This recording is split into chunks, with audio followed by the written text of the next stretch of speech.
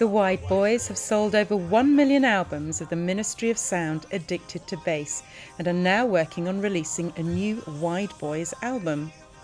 The title is yet a top secret, so we can't let that go just yet. Yeah. That, and we haven't decided what the title is going to be. But yes, we're known in the industry for UK garage, and so we've collaborated with a lot of UK garage artists from back in the day, and we're going to be dropping the album in the new year. Yeah, it's been work in progress for quite a few many years, and yeah, we've got some really great collaborations on there from some recognisable artists and some up and coming fresh talent as well, and so super excited.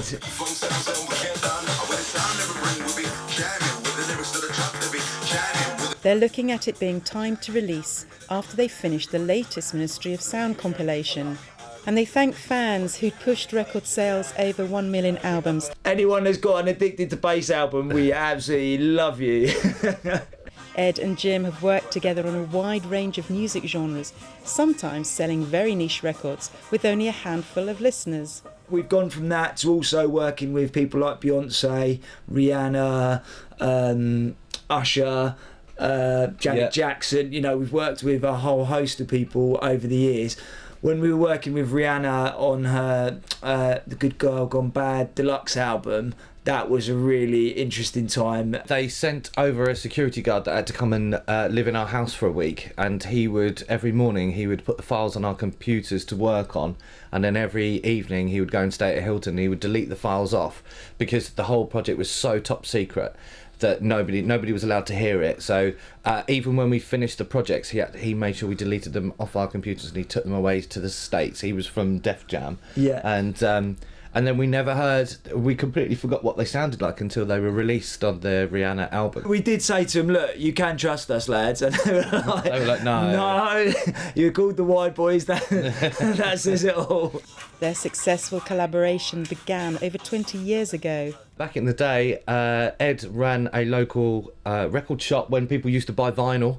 And for those people that are very young, that's like a very flat MP3. So people used to buy vinyl, and I used to run a local recording studio.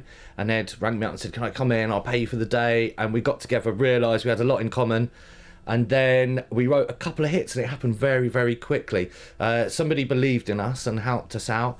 And that was Jimmy Lowe from Public Demand up in London. Big up the Public Demand posse.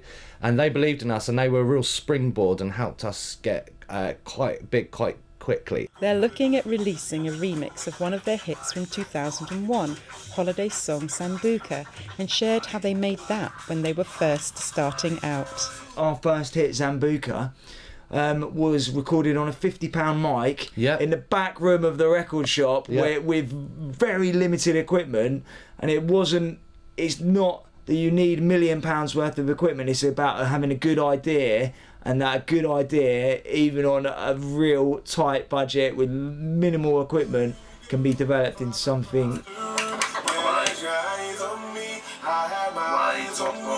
We didn't even have proper music to record it over. It was just over a beat or something. It was just an idea that came together, and it was just instant. You could tell something was going to happen with it.